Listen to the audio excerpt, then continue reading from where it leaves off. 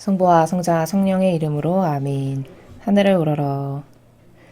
사랑을 하느님 아버지 뜻 안에서 스승이신 예수님과 도움이신 성령님과 사랑을 성모님과 성육 요셉 아버지와 성미카엘 대천사와 하늘의 모든 거룩한 천사들과 성인들의 전구를 청하며 기도드립니다.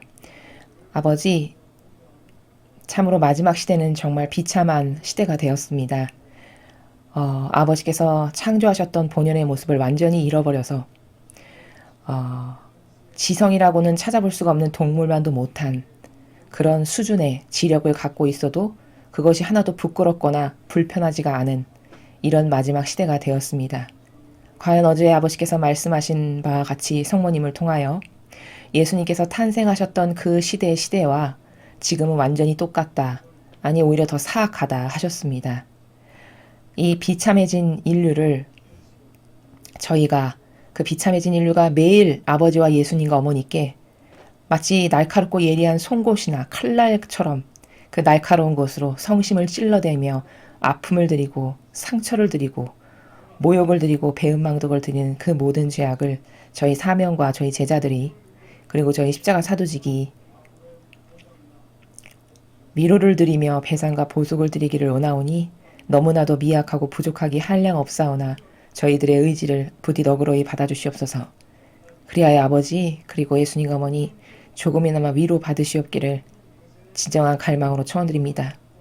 그리고 비참해진 인류를 한 영혼이라도 더 구하시기 위해 매일 말씀을 주시고 이런 성경을 통해서 저희들을 깨닫게 해주시는 그 위대하신 그리고 지고하신 그리고 한결같이 변함없으신 아버지의 사랑에 저의 내적이고 외적인 모든 것을 다 바쳐 열과 성을 다해 아버지께 감사와 찬미와 영광과 흠숭과 존경과 사랑을 드립니다. 아버지 너그러이 받아주시옵소서. 그리고 이 강의를 통해서 아버지께서 사랑하시는 자녀들에게 주시고자 하시는 그 진리의 샘물을 무한히 원하는 모든 영혼들에게 나눠주셔서 부디 닫힌 눈과 귀가 뜨이고 열려서 올바른 것을 볼 줄 알고 분별할 줄 알며 그래서 최소한 자신의 영혼만큼은 구원할 줄 아는 지옥의 마귀와 하나 되고 협력하고 동조하는 스스로가 자신의 영혼을 그렇게 팔아먹는 이런 비참한 일은 하지 않을 수 있는 대한민국의 국민들이 될 수 있도록 미국의 국민들이 될 수 있도록 그 은총으로 부디 너그러이 축복하여 주시옵기를 간곡한 갈망으로 청원드립니다. 이 모든 기도 우리 주 예수 그리스도의 이름으로 비나이다. 아멘. 성부와 성자와 성령의 이름으로 아멘. 안녕하십니까. 하늘의 뜻 선교의 윤피아 수녀입니다. 자, 오늘 성경 말씀을 통해서 또 어떤 세계를 하느님 아버지께서 열어주실지 그 아름다운 차원의 세계에는 어떤 질서로 가득한지 여러분과 함께 살펴보도록 하겠습니다. 2020년 12월 30일 수요일 성탄 8일 축제 제6일입니다. 제1독서 요한일서 2장 12절에서 17절까지의 말씀입니다. 자녀 여러분, 내가 여러분에게 이 글을 쓰는 까닭은 여러분이 그분의 이름 덕분에 죄를 용서받았기 때문입니다. 아버지 여러분, 내가 여러분에게 이 글을 쓰는 까닭은 처음부터 계신 그분을 여러분이 알고 있기 때문입니다. 젊은이 여러분, 내가 여러분에게 이 글을 쓰는 까닭은 여러분이 악한 자를 이겼기 때문입니다. 자녀 여러분, 내가 여러분에게 이 글을 쓴 까닭은 여러분이 아버지를 알고 있기 때문입니다. 아버지 여러분, 내가 여러분에게 이 글을 쓴 까닭은 처음부터 계신 그분을 여러분이 알고 있기 때문입니다. 젊은이 여러분, 내가 여러분에게 이 글을 쓴 까닭은 여러분이 강하고 하느님의 말씀이 여러분 안에 머무르며 여러분이 악한 자를 이겼기 때문입니다. 여러분은 세상도 또 세상 안에 있는 것들도 사랑하지 마십시오. 누가 세상을 사랑하면 그 사람 안에는 아버지 사랑이 없습니다. 세상에 있는 모든 것, 곧 육의 욕망과 눈의 욕망과 살림살이에 대한 자만은 아버지에게서 온 것이 아니라 세상에서 온 것입니다.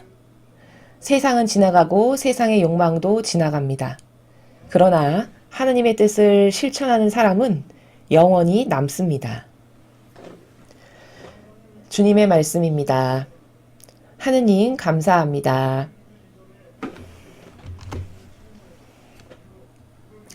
자, 사도 요한이 지금 이야기하고 있는 이 영적 세계의 나라, 우리가 오늘 배워야 할 것은 이 영적 세계의 나라가 어떤 세계인가에 대해서 먼저 배워야 합니다.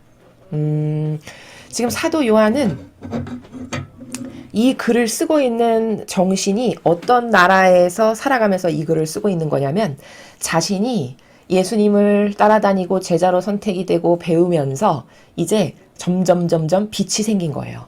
자신의 영혼 안에. 과거에는 빛이라는 건 없었고 온통 인간적인 것밖에 없었는데 자신의 영혼 안에 예수님께로 배우고 따라다니면서 그분의 기적을 보고 그분이 메시아라는 걸 깨닫고 그리스도라는 걸 깨닫고 그분이 주신 은총의 빛을 자신도 받으면서 이제 자신 안에도 빛이 생긴 겁니다. 그리고 자신 안에 생긴 빛으로 사람들을 보는 거예요. 아버지 여러분, 자녀 여러분, 누구 여러분, 젊은이 여러분. 이렇게 세상의 사람들을 딱 보니까 과거에는 기준이 없어서 인간적이고 세상적인 기준밖에 없어가지고 보이지 않았던 것들이 이제는 보이기 시작하는 겁니다. 새로운 기준으로. 어떤 기준으로? 이 빛이 주시는 진리의 기준으로 이 사람은 어떤 빛을 가지고 있구나. 이 사람은 하느님으로부터 어떤 은총을 지금 받아서 간직하고 있구나. 이 사람은 하느님으로부터 어떤 은총을 받고 있구나. 이렇게 그 각각의 영혼 안에 하느님의 은총이 남겨주신 빛을 바라보고 자녀 여러분, 여러분은 악을 이겼습니다. 이렇게 말을 하는 나라라는 겁니다. 그래서 지금 이 사도 요한의 상태는, 영혼의 상태는 예수님으로부터 그분의 은총의 빛을 받아서 자신에게 이제 빛이 생겨서 따라야 될 새로운 근거 기준이 과거 것은 다 버리고 없어지고 진리라고 하는 그 새로운 빛의 기준이 생긴 거예요.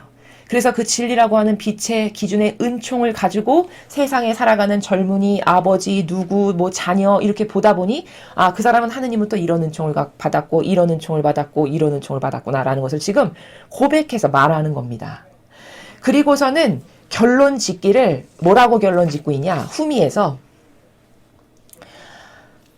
세상에 있는 모든 것, 곧 자기가 그렇게 과거에 자기도 인간적인 것밖에 없었고 예수님을 만나기 전에는 분별의 기준이 있기라나 따라야 될 가치의 절대값이 있기라나 아무것도 없었지만 자기가 이제 깨달아서 빛을 갖게 되고 나서 보니 그 세상에 있는 모든 것이 곧 육의 욕망, 눈의 욕망, 살림살이에 대한 자만, 이게 다 뭡니까? 다 인간적인 것들이에요.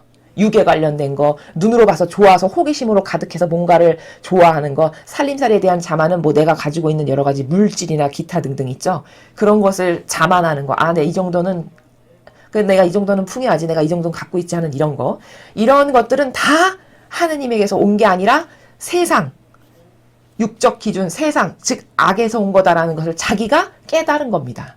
그래서 깨달아서 16절에 이렇게 말을 하는 거예요. 내가 깨달아 보니 내가 이제 빛을 받아서 빛이 내 안에 조금 있어서 그 빛으로 바라보다 보니 여러분이 속고 있는 거다. 여러분이 이거 대단한 거야. 이거 좋은 거야. 라고 해서 애착과 집착을 갖고 있는 다양한 것들.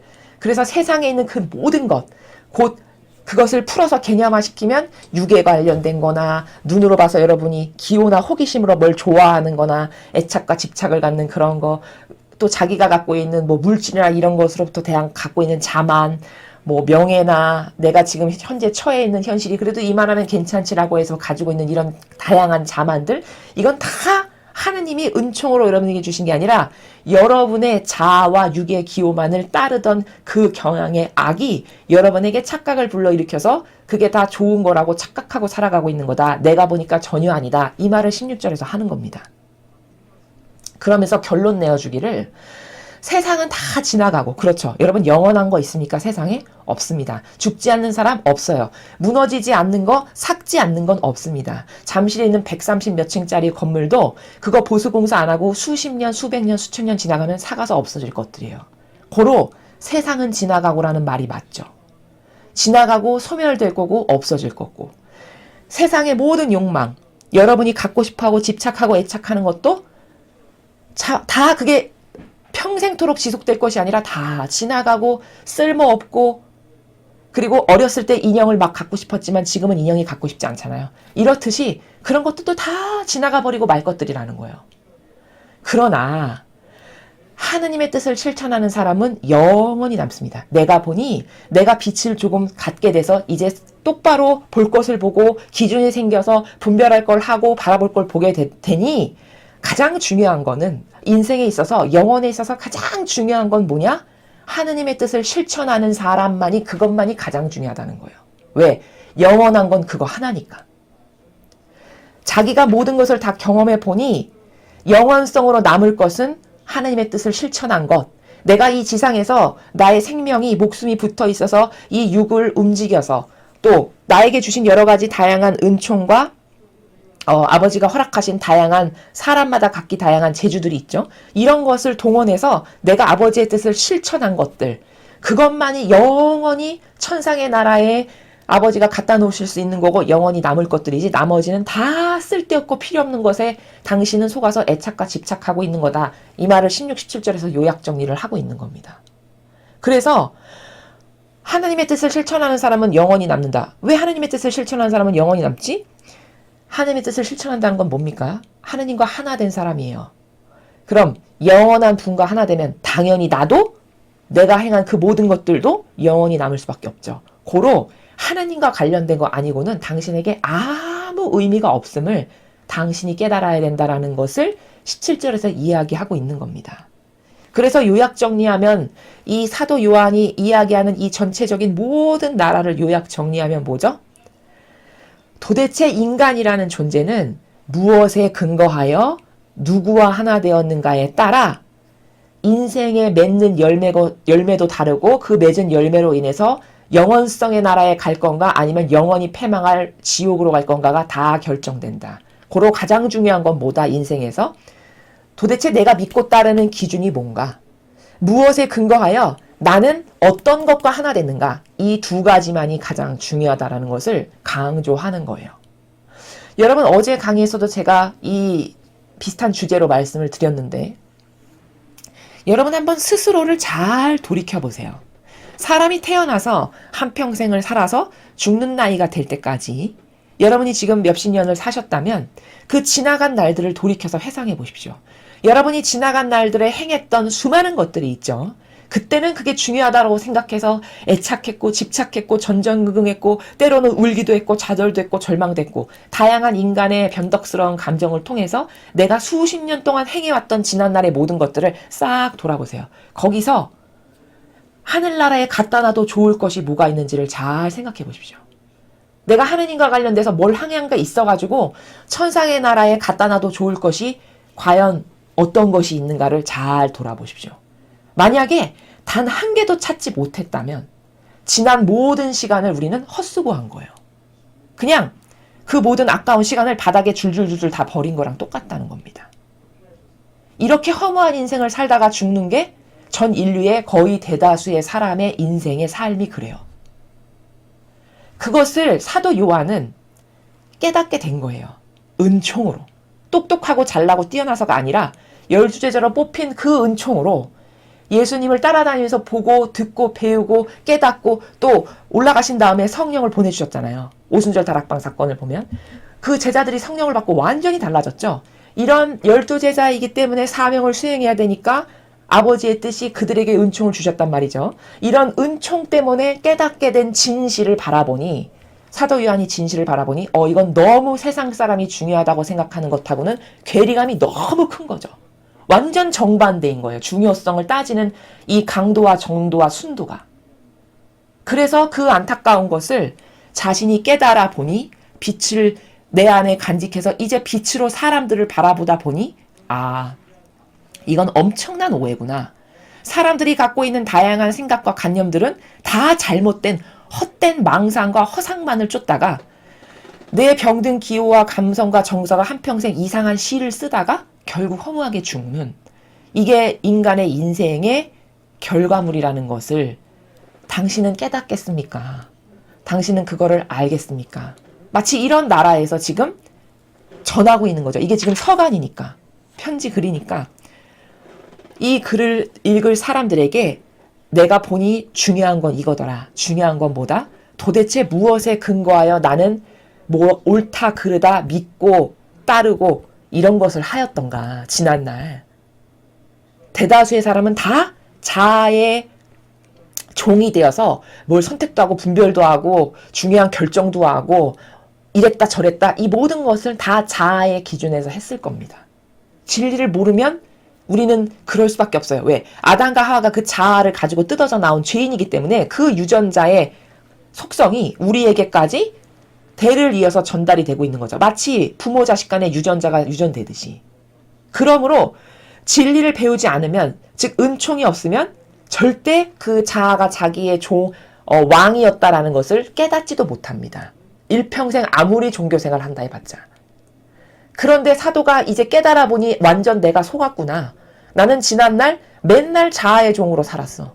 근데 내가 보니, 빛을 받아보니 도대체 믿고 따라야 될 기준은 올바르고 완벽한 건 진리밖에 없네. 이 빛밖에 없네.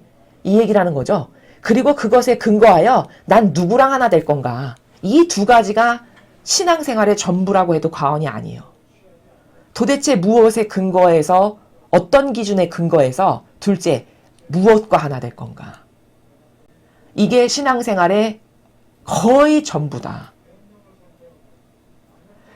그 누구와 하나 되고 무슨 기준을 따르고 일평생 뭘 행해서 어떤 열매를 맺었느냐에 따라서 어떤 사람은 천상의 높은 곳에 예수님과 어머니도 뵐 수 있고 아버지도 뵐 수 있는 곳에 갈 수 있는 영혼이 있는가 하면, 제도와 전통이라고 하는 프레임, 자아라고 하는 프레임, 이기심과 자애심이라고 하는 프레임, 내가 좋아하는 어떤 기호와 정선하는 프레임, 그쵸? 나의 사사로운 감정에 휘둘리는 이런 프레임, 이런 다양한 인간들이 갖고 있는 인간적이라고 하는 속성의 프레임에 갇혀서 맨날 그 마귀에게 양식만 데워주다가 일평생 하느님과 관련된 열매는 하나도 맺지 못하고 허무하게 죽는 이런 영혼도 있다는 거죠.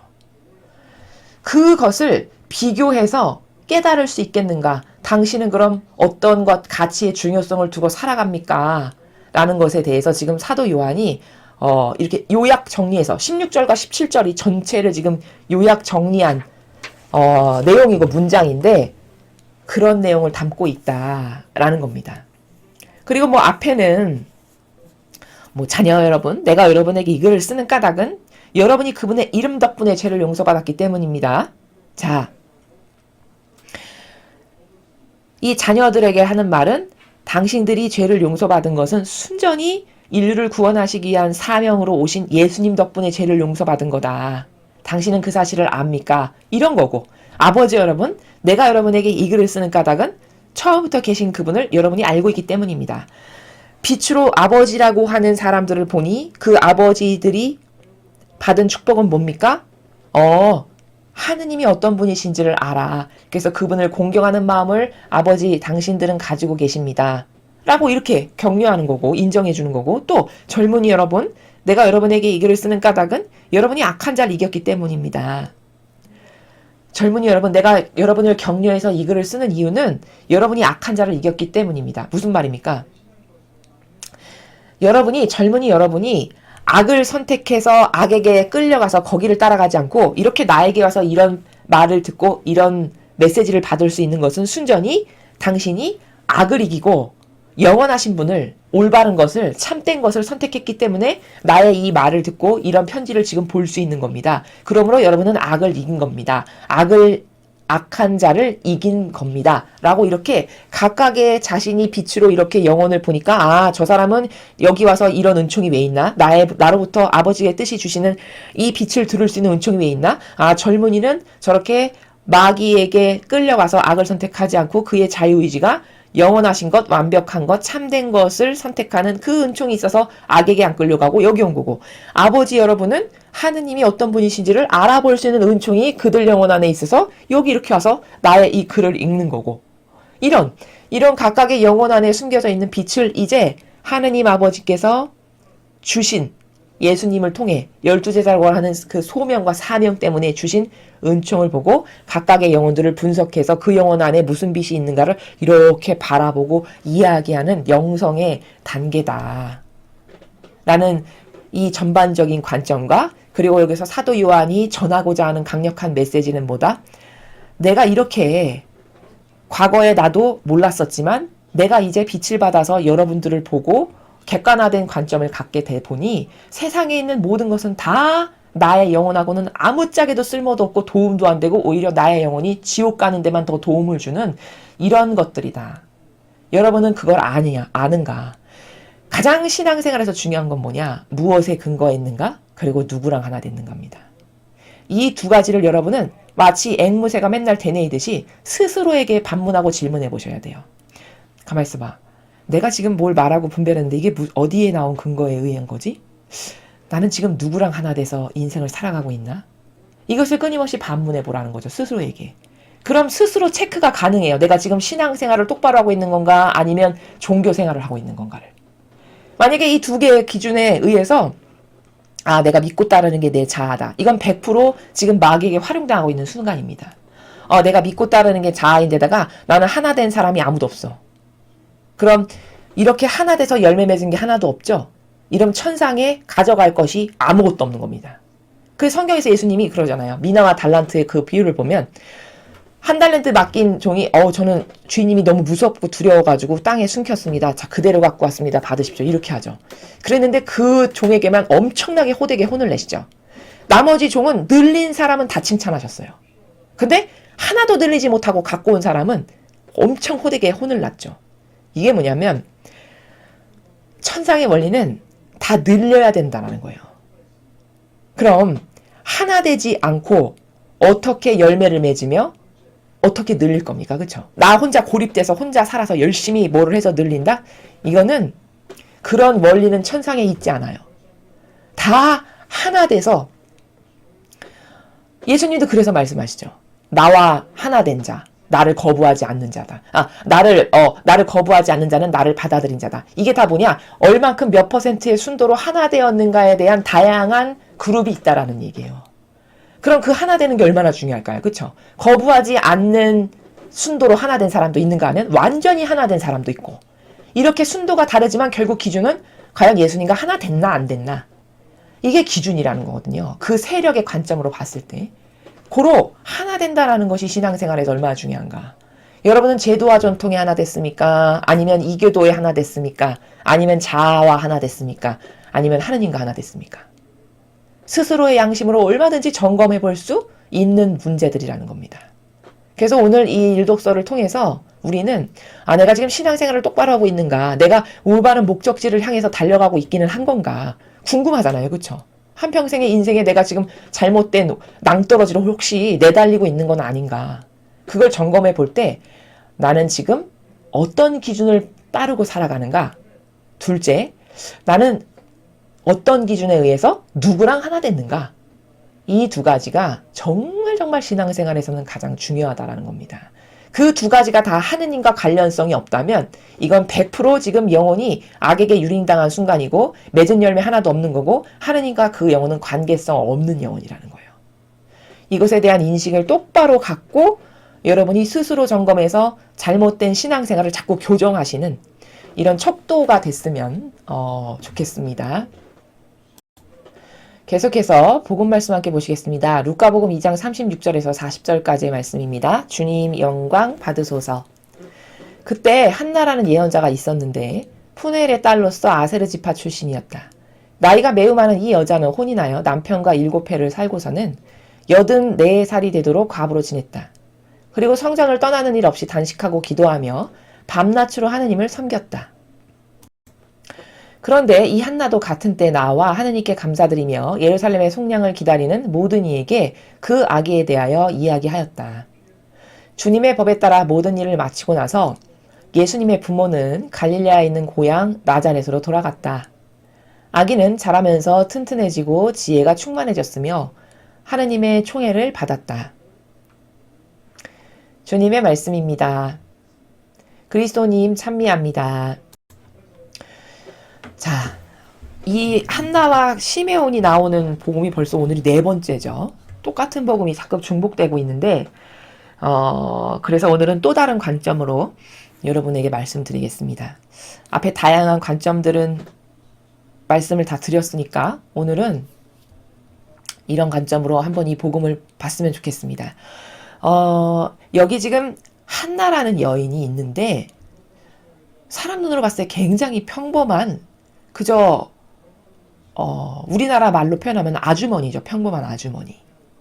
근데 이스라엘에 수많은 사람이 있었잖아요. 그러면 날고 긴다라고 하는 바리사이도 있고 율법학자도 있고 그게 다 신학 박사들인데 지금으로 치면 그런 엄청난 대단한 날고 기는 신학 박사도 있고 뭐 훌륭한 사람도 엄청 많았을 텐데 한나가 어떻게 예수 그리스도의 탄생을 증언하는 증인으로 발탁이 됐을까? 라는 거예요. 이 관점은 물론 다른 복음에서도 말씀을 드렸는데 우리는 성경에 나오는 특히 구약을 볼 때 구약의 다양한 인물들이 굉장히 많이 등장하잖아요. 그 구약을 신적 질서의 관점으로 볼 수 있는 나라들은 굉장히 많지만 그 많은 관점 중에 하나를 여러분에게 말씀을 드리면 각각의 인물 분석을 할 수 있어요. 그럼 인물 분석은 왜 하냐면 그 인물 분석을 통해서 하느님이 왜 이 인물을 축복하셨을까? 혹은 저주를 받았다면 망했다면 도대체 왜 인물은 어떤 방향을 어떻게 했길래 망하고 저주를 받았을까?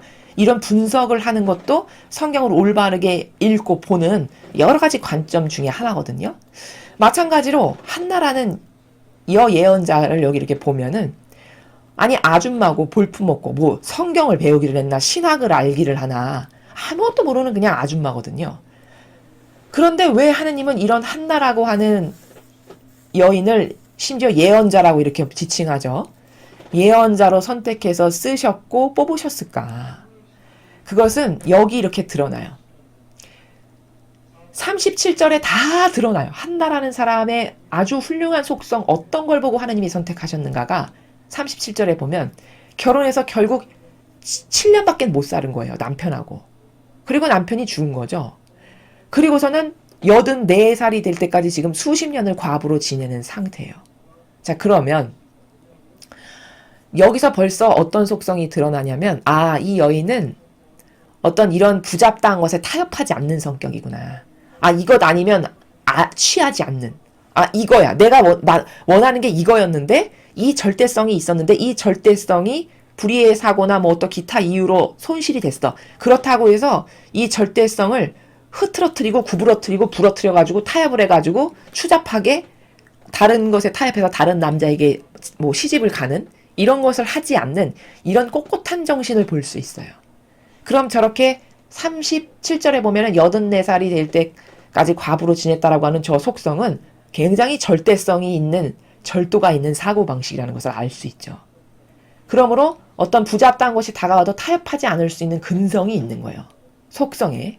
그리고 더 훌륭한 건 더 기가 막힌 건 뭐냐면 그런 아줌마에 불과한데 성전을 떠나는 일 없이 단식하고 기도하며 밤낮으로 하느님을 섬겼다. 이렇게 돼 있죠. 그럼 여러분 하루도 빼지 않고 성전 앞에서 단식, 기도, 밤낮으로 하느님을 섬기는 이게 쉽습니까? 이게 쉽지 않습니다. 여러분이 조금 희생과 극기를 해보시는 분들은 아시겠지만 하루도 거르지 않고 뭘 한다는 거는 보통 강하지 않고는 보통 절대성으로 단련된 사람 아니고는 그건 굉장히 어려운 일이에요. 근데 이 과부는 하루도 빠짐없이 성전을 떠나는 일 없이 단식하고 기도하며 밤낮으로 하느님을 섬기는 일을 남편이 죽은 그때부터 계속 84세가 될 때까지 한 거예요. 그럼 여기서 아주 훌륭한 근성의 인자가 37절에 드러나죠. 이 여인은 굉장히 절대성이 있었구나.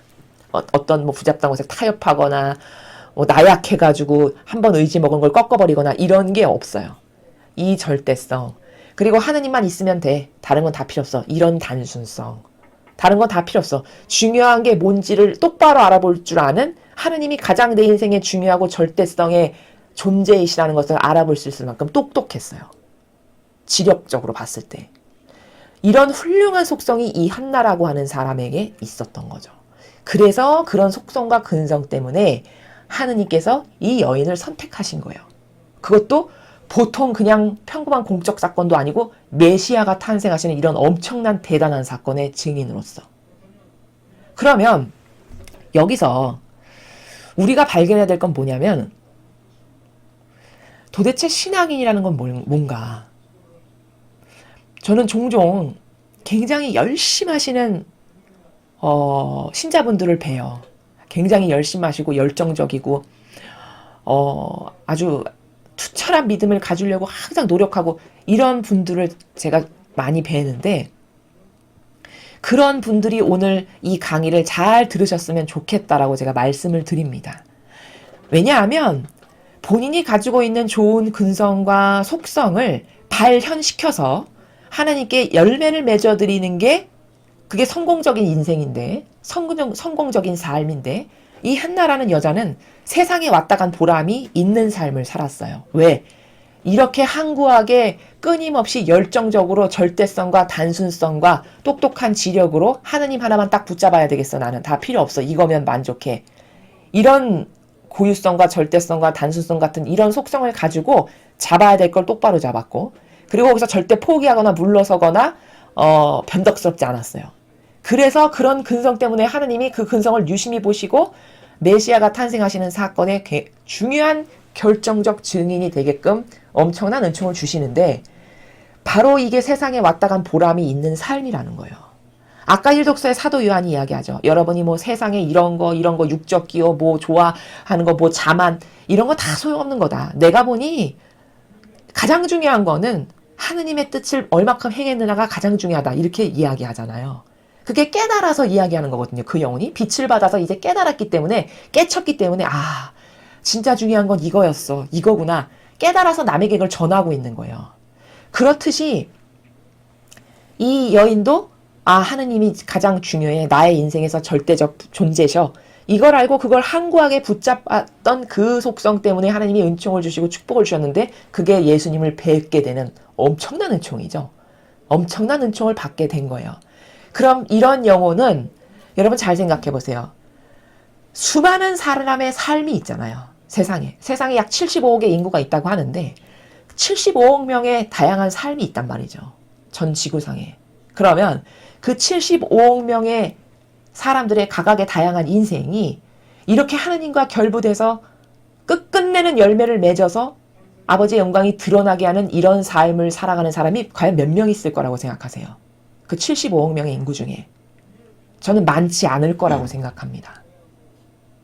그건 은총이 있어야만 가능한 거고, 열심히 해야 되겠다. 인간적 의지도 물론 중요하지만 은총 없이는 이렇게 사는 게 불가능한, 은총도 있었고 올바른 근성도 있었고 화답도 잘했고 이런 다양한 복합적인 것이 고루고루 갖춰져서 결국에는 열매를 맺은 이런 한나의 삶을 지금 우리가 오늘 보고 있는 거거든요. 그러면 열심히 하시려고 많이 노력하시는 이 교회에 신앙인들이 계시단 말이죠.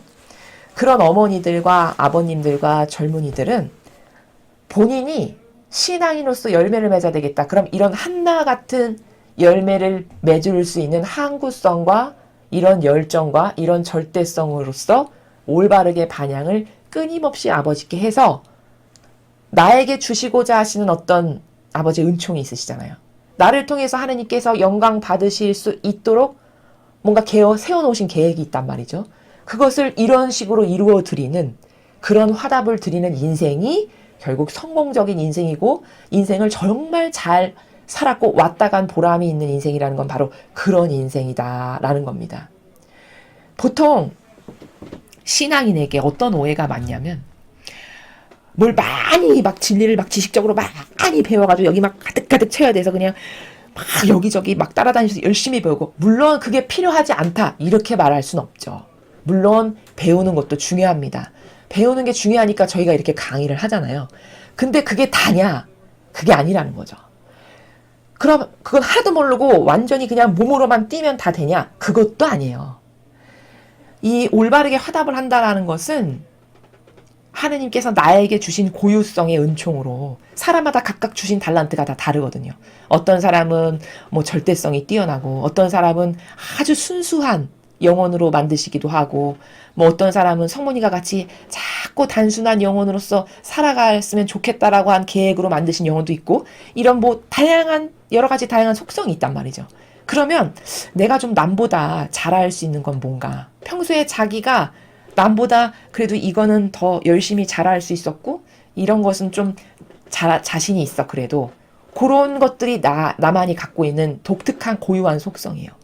그런 그 속성을 잘 발현을 해가지고 각자의 위치에서 이렇게 한나와 같이 뭘 한평생 꾸준하게 갈망하고 열망해서 열매를 맺을 수 있는 그런 것이 신앙인이지, 여러분이 보통 훌륭한 신앙인이라면은 매일 미사에 열심히 참석하고 하루도 안 빠지고 종교 행사에 열심히 참석해서 한 번도 안 빠지고 봉사활동이랑 봉사활동은 다 찾으면서 열심히 하고, 그럼 물론 봉사가 나쁘냐? 그 말이 아닙니다.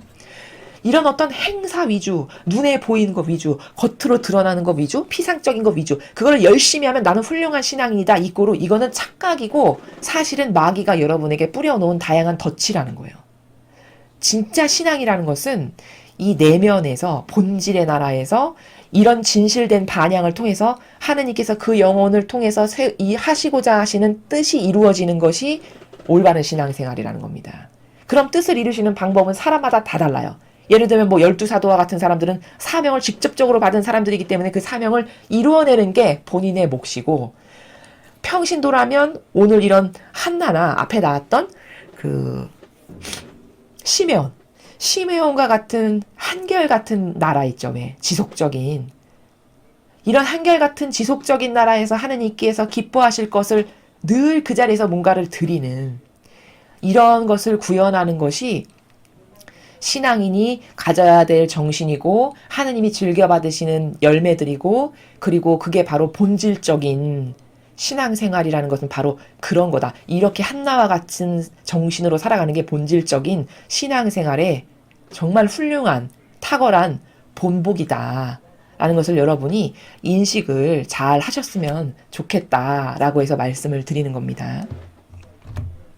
자, 오늘 우리는 요한의 그 서간을 통해서 가장 중요한 것은 도대체 인생에서 무엇일까?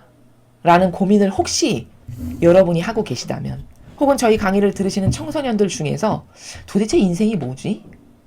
도대체 인생은 길다면 길고 짧다면 짧은 인생에서 도대체 뭘 구현하는 게 가장 성공한 삶일까? 이런 거 궁금해 하실 수 있어요. 혹시 젊은이들은. 그렇다면 오늘 이 강의를 통해서 여러분들이 한번 잘 생각해 보세요. 지나가고 없어져 버릴 거고 그게 나의 영원성에 결부하고는 전혀 상관도 없는 것을 인간은 한평생 아주 집착과 애착을 가지고 따르고 살거든요.